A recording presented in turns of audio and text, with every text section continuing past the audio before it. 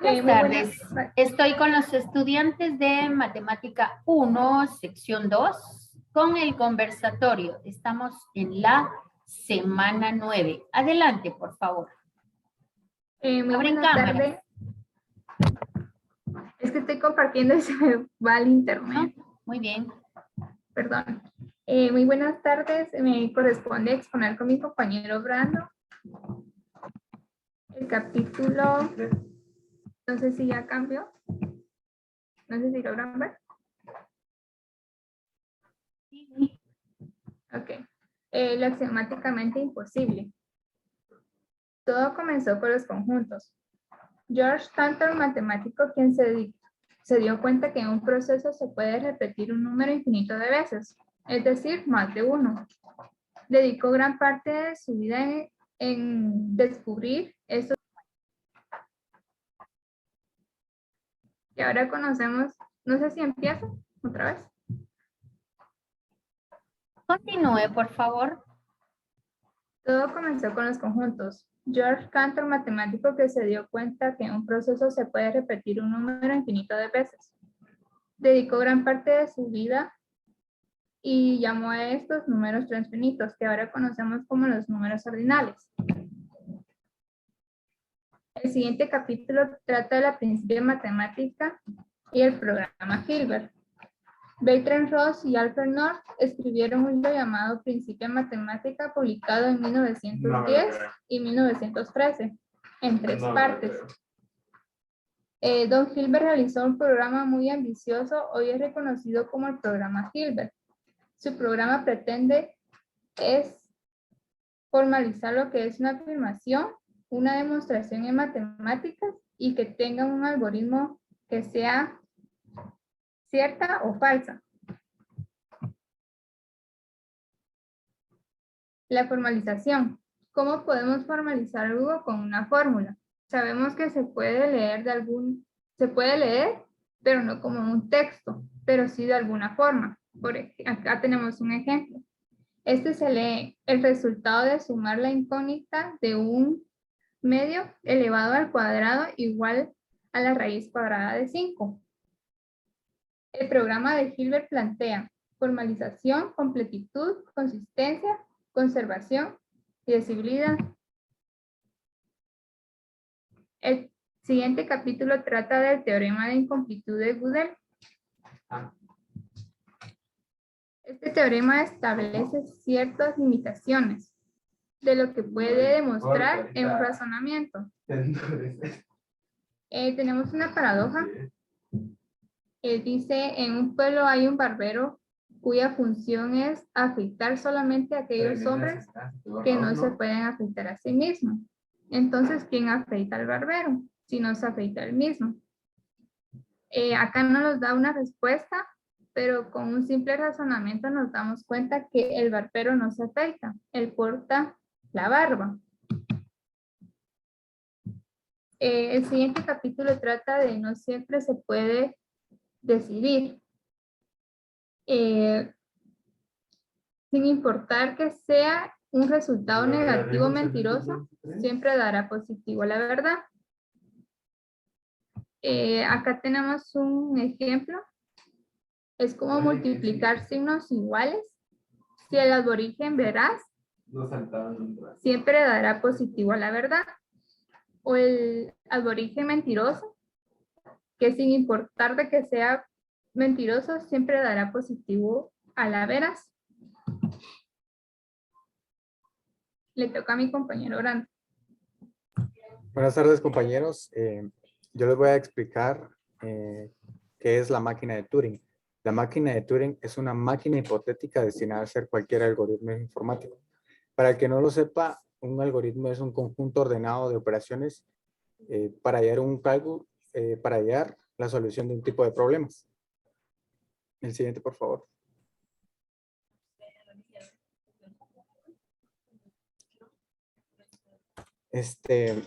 Primero que todo necesitamos saber las partes de la máquina de Turing. Consta de un cabezal que es de un cabezal de lectura y escritura. Este se puede mover de izquierda a derecha y contiene una cinta infinita que contiene tres signos nada más, que es el 1, el 0 y el espacio. Aquí podemos ver el estado. El estado se representa con una Q y cada Q representa un número. Este número puede ser infinito. Y aquí se representa la R, que significa right, derecha, y left, izquierda. El guión bajo representa el vacío. El Q, como ya dije, es el estado. Y la cinta es el donde contiene los tres signos. El cabezal y el programa de comportamiento. La máquina de Turing trabaja, ahorita les digo, trabaja leyendo, bueno, el cabezal lee y borra el contenido anterior y escribe un nuevo valor. Y esto lo reemplaza el Q. Y si aparece R, que es para la derecha, se va a mover a la derecha y va a borrar el valor que tenía anteriormente y lo va a reemplazar con un nuevo valor. Y este valor se puede representar, por ejemplo, el resultado que nosotros queramos obtener, ¿verdad? El siguiente, por favor.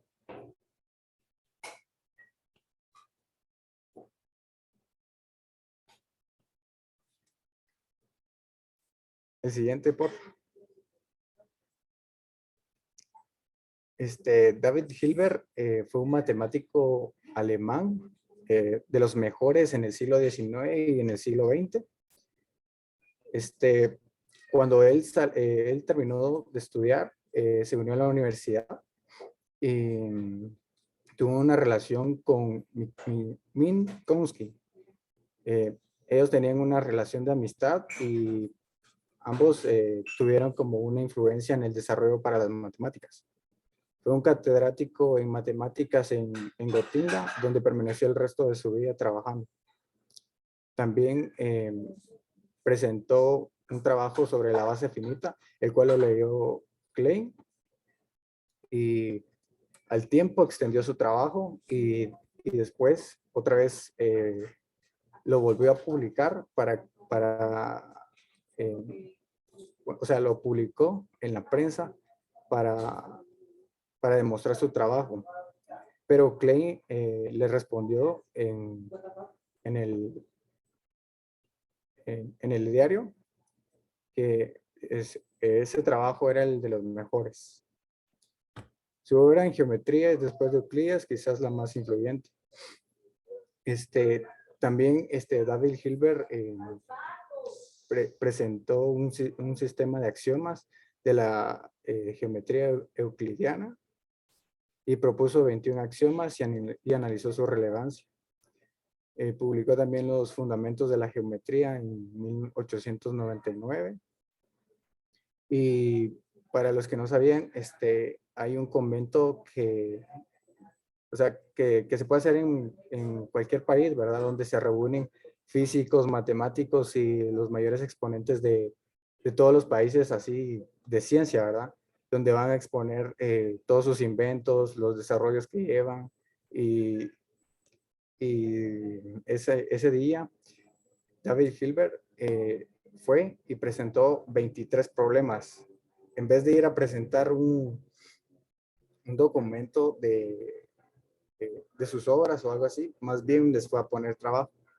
Por eso dicen que para los matemáticos hasta hoy día les resulta muy difícil resolver estos 23 problemas porque 12 de estos fueron ya resueltos, 7 van en proceso y 4 aún no se han resuelto.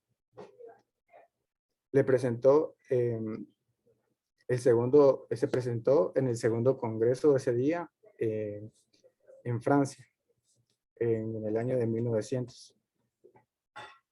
También dicen que, o sea, son rumores, ¿verdad? Pero dicen que en 1915 él descubrió las ecuaciones de campo correctas para la relatividad general antes que Einstein, pero él nunca reclamó la prioridad. Y ahorita el próximo, por favor.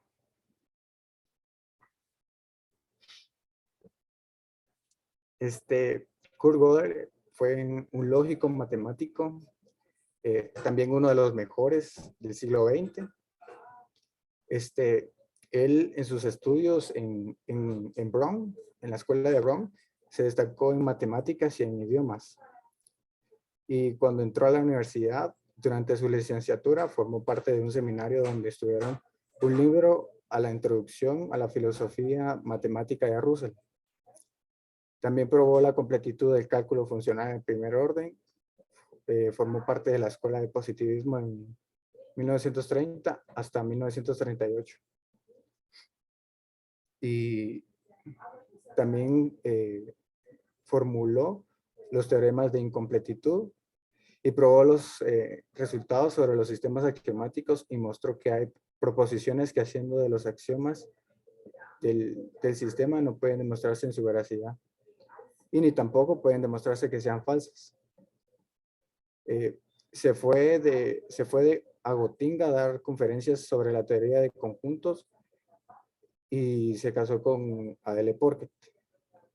Y en ese entonces se dio también en la Segunda Guerra Mundial, por lo que como él es bueno, él estaba en un país alemán, ¿verdad? Entonces él temía de que fuera reclutado, por lo que decidió hacer tratos para conseguir la visa y al final de todo lo consiguió y se fue para Estados Unidos y se hizo de nacionalidad estadounidense. Y ahí pues se hizo miembro del Instituto de Estudios Avanzados de Princeton. El siguiente, por favor.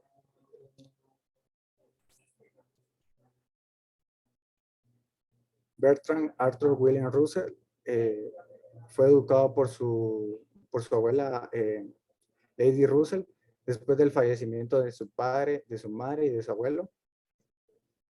Ella lo ingresa al Trinity College de Cambridge, donde obtuvo excelentes calificaciones en matemática como en ciencias morales.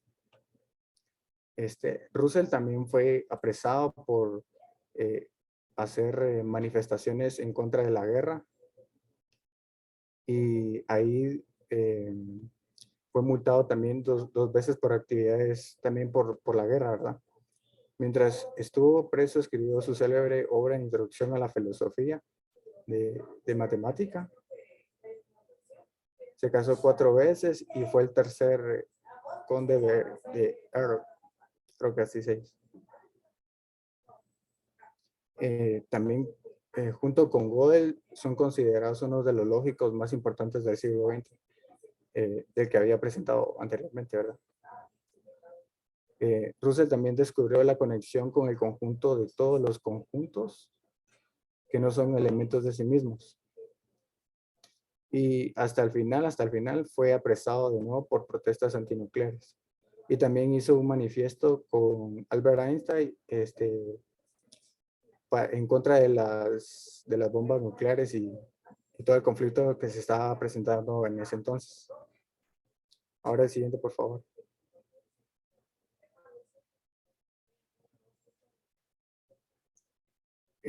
Según los padres de Alfred North Whittingham, ellos creían que era débil, por lo que no lo enviaron a estudiar, por lo que fue alumno de su padre. Hasta los 14 años lo volvió a meter a estudiar y aprendió latín y griego también de su padre. Y a los 14 años comenzó a estudiar, como ya dije, demostró grandes aptitudes en la matemática y pues aprobó todos los exámenes de admisión y obtuvo una beca para el Trinity College de Cambridge, donde solo cursó matemáticas. Obtuvo una beca y se graduó. Y pues también, como dice aquí en las obras notables, empezó a trabajar con un tema que se llama fluidos viscosos, pero no lo logró concluir porque empezó a trabajar con otros compañeros para lograr sacar formulaciones ante la matemática. Y también se casó con Evelyn Wade y empezó a trabajar con el tratado de la álgebra universal. Siguiente, por favor. Y bueno, pues hasta el final Alan Turing fue, este personaje fue el que creó la máquina de Turing. Para el que no lo sepa, pues la máquina de Alan Turing es una máquina hipotética que funciona con lo que había dicho de... Ay, perdón, se me fue. Pero la máquina de Turing básicamente es la estructura es la misma estructura que todas las computadoras hoy en día conocemos. También es la base de la tecnología, de todos los dispositivos que nosotros conocemos. Y Alan Turing también empezó a estudiar desde pequeño, pero él no parecía beneficiarse de ello, así que donde estaba él estudiando lo retiraron unos meses después. Y después, a la larga, empezó a asistir a la escuela preparatoria, donde todo parecía bueno en las materias. Entonces, al final de todo, ingresó al King's College de Cambridge para estudiar matemáticas. Quiso obtener una beca, pero no la obtuvo. Al siguiente año sí la obtuvo. Y empezó a leer a la introducción a la filosofía de matemática de Russell, al igual que Gödel. Alan Turing también fue uno de los principales exponentes en evitar o como filtrarse, por decirlo así, con los códigos nazis, ¿verdad? O sea, él fue el que descubrió todos los códigos nazis. Entonces, gracias a él, pues, en bastante parte lograron como ganar la guerra, ¿verdad? Y también a él lo acusaron por homosexualidad. Entonces, en donde él vivía, había pena ya sea de cárcel o pues de que le quitaran sus partes íntimas, ¿verdad? Entonces, él eligió la primera opción de que le quitaran sus partes íntimas a los 40 años, y a los 2 años, según parece, pues falleció por envenenamiento de potasio de cianuro. Y el siguiente, por favor.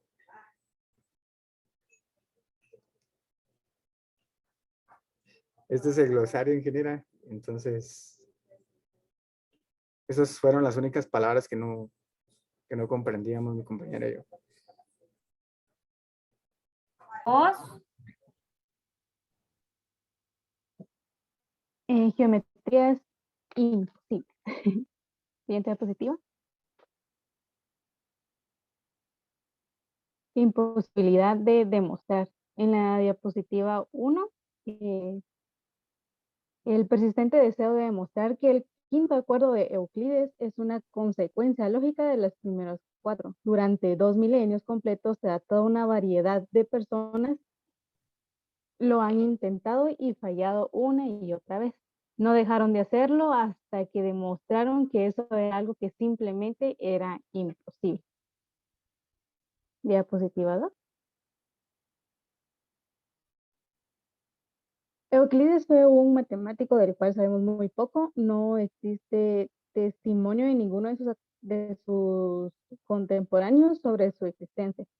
Se cuenta que vivió en Alejandría en los tiempos en los que era el centro de cultura del mundo griego, 30 años después de que Alejandro Magno la fundara. Los elementos reunieron gran parte del acervo geométrico conocido en su tiempo y lo estructuraron de una manera muy peculiar. Siguiente diapositiva. El primer postulado afirma que se puede trazar la línea recta que une cualquiera en 2 puntos dados. El segundo acuerdo afirma que cualquier línea recta que se puede prolongar tanto como queremos. Este postulado refleja que para Euclides una línea recta era algo finito y no como la pensamos hoy, algo infinito. Lo que Euclides llama línea recta, hoy en día lo llamamos segmento. Ojo con esto que está mencionando Carla, que viene justo al tema que vimos esta semana. El postulado dice que con cualquier centro y cualquier radio puede hacerse un círculo. El cuarto postulado dice que cualquiera de dos ángulos rectos son iguales. El quinto postulado es largo y complicado. Este dice que si dos rectas son intersectadas por una tercera de tal manera que los ángulos interiores del mismo les marcan, sí, así, siguiente diapositiva, que están marcadas en rojo suman menos ángulos rectos. Siguiente diapositiva. En busca de una contradicción. Siguiente. Una manera de demostrarlo es llevar el argumento al absurdo. Eso quiere decir que suponemos como verdadero algo que creemos que debería ser falso. Y luego argumentamos con toda la fuerza de la lógica hasta que encontramos un hecho absurdo, una contradicción. Estas le parecen cada vez más extrañas, por lo que abandonó la idea de seguir más, aunque no encontró una contradicción matemática. Pasaron 100 años y no hubo gran avance en el asunto hasta que dos jóvenes los retomaron. Siguiente diapositiva. Siguiente. Los dos jóvenes fueron Nikolai Lavachevsky, por pronunciarlo bien, y János Bolyai. El primero era ruso y el segundo era húngaro. Nunca se conocieron, pero cada quien por su cuenta pensaron, ¿qué tal si hay una contradicción? Si no hay una, entonces sería posible hacer geometría con los primeros 4 postulados y la negación del quinto postulado. Es decir, que se supondrían como base del edificio de los primeros 4 postulados y además el contrario del quinto. Lo que descubrieron en los años 20 del siglo XIV hoy se llama geometría hiperbólica. Siguiente diapositiva. Siguiente. En 1868, Eugenio Beltrami propuso varios modelos para mostrar que la geometría hiperbólica es consistente, es decir, que es imposible encontrar una contradicción en ella. La matemática suele ser injusta cuando bautiza las cosas. Así, los modelos del plano hiperbólico que originalmente propuso Beltrami ahora se llaman el modelo del disco de Poincare, el modelo del simplano Poincare y el modelo del disco de Claise. Los siguientes temas son de mi compañera Mila.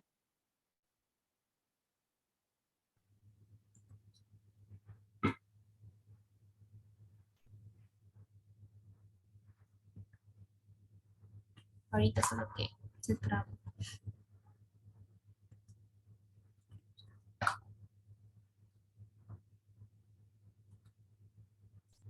Los 5 postulados en el modelo. Veremos si podemos verificar que se cumplen los primeros 4 postulados en el modelo del simplano de Poincare. Se confirmará si la fuerza que tiene la idea de presentar un modelo para la argumentación, si podemos verificar los primeros 4 postulados y ver que el quinto resulte falso. Entonces podremos concluir que ante tanto la geometría euclidiana sea consistente, también lo será la geometría hiperbólica. Y no solo eso, sino que el quinto postulado es independiente a los otros 4, es decir, que no es consecuencia de ellos. El primer postulado afirma que para cualquiera de dos puntos A y B se puede trazar una recta que pasa por ellos. Para ello trazamos una mediatriz de M, de A y B. Si M se intersecta a W, digamos que el punto U, entonces el círculo con un centro U que pasa por A también pasa por B, además es perpendicular a W. Por ello, la parte del círculo que está comprendida en el semiplano superior de W es una recta, que pasa por A y B. Nos falta considerar que en el caso de M y W no se intersectan. En este caso, M y W son paralelos a la recta A y B. Es perpendicular a M y también a W. Consecuentemente, la parte AB, que está comprendida en el semiplano superior W, es una recta que pasa por A y B. En el segundo postulado dice que se puede prolongar cualquier recta finita, es decir, cualquier segmento, tanto como queramos. Esto no es tan obvio. Los semicírculos son finitos, no se pueden prolongar ya que topan con W. Por esto significa que no toquen W. Consideremos una regla de medir, es decir, una recta con marcas siempre a la misma distancia. Para simplificar nuestros cálculos usaremos una recta G, que es una semirrecta. Para poner las marcas usaremos círculos, un cálculo de las distancias de un círculo a W. Nos referimos a la figura que les muestro a continuación. Aquí está la fórmula para resolver la figura. El tercer postulado dice que se debe construir un círculo con cualquier centro y cualquier radio. Esto ahora es fácil. Si C es el centro y R es el radio del círculo buscado, trazamos una recta por C, que es semirrecta. Trazamos una R sobre G a partir de C. Esto nos da un punto A la distancia de R y C. Sea nuevamente N en el punto donde se toca G a W. Luego construiremos un punto B que le dé la distancia de N y B. En el cuarto postulado dice que cualquiera de dos ángulos rectos son iguales. Esto es correcto ya que los ángulos son iguales en cualquiera de los dos lados. Los primeros cuatro postulados de Euclides se cumplen en este extraño espacio hiperbólico. El quinto postulado resulta que es falso. En ella se ven dos rectas M y L que se intersectan en una tercera recta G, de tal manera que forman dos ángulos, uno de 90 y el otro de 45, del mismo lado de la recta G. Claramente estos dos ángulos suman menos que dos ángulos rectos. 90 más 45 es igual a 135 menor a 180. Si el quinto postulado se cumpliera, entonces las dos rectas M y L tendrían que intersectarse. Por esto no sucede, por ello el quinto postulado no se cumple. La interpretación del modelo. El quinto postulado se puede deducir en los primeros cuatro postulados. Entonces, en cualquier modelo que cumplan los primeros cuatro postulados, necesariamente también tendrían que cumplirse el quinto. El modelo del semiplano de Poincaré cumple los primeros cuatro postulados, pero no el quinto. La consecuencia es que el quinto postulado es independiente de los otros cuatro postulados. Esto prueba, en otras palabras, que es imposible demostrar que el quinto postulado es consecuencia de los primeros cuatro. Y aquí están unos ejemplos de las proposiciones. Euclides de Alejandría. Fue uno de los tres más grandes matemáticos de la era griega con Apolonio y Arquímedes. Se cree que Euclides nació alrededor de 325 años antes de Cristo y murió en 265 antes de Cristo en Atenas. La geometría euclidiana se debe al nombre de este matemático. Se encarga específicamente de la geometría que cumple con el quinto postulado de Euclides, llamado el postulado de las paralelas. Una geometría puede satisfacer los primeros cuatro postulados, más no el quinto. Tal geometría se le llamó no euclidiana. Tuvieron que pasar más de 2200 años para que se descubrieran las geometrías no euclidianas, lo que significa que la prueba definitiva que es imposible demostrar el quinto postulado de Euclides desde a partir de los primeros cuatro. Eugenio Beltrán. Nació en 1835 en Cremona, Lombardía. Estudió en la Universidad de Pavia, pero por las dificultades económicas lo obligaron a buscar trabajo en 1856 y abandonó sus estudios. Se desempeñó como secretario de un ingeniero ferrocarrilero, lo que le permitió viajar. En Milán retomó sus estudios de matemáticas en 1862 y publicó su primer artículo. En su trabajo no demuestra la consistencia de la geometría no euclidiana ni la independencia del quinto postulado, sino que afirma que Lobachevsky y Bolyai realmente no introdujeron nuevos conceptos, sino que descubrieron la teoría de geodésicas en superficie de curvatura negativa. En realidad, sin quererlo, Beltrami demostró la independencia del quinto postulado de Euclides. Vale la pena resaltar que Beltrami atrajo la atención del mundo matemático hacia el estudio de Saccheri en 1733 sobre el postulado de las paralelas. Y este sería nuestro versario.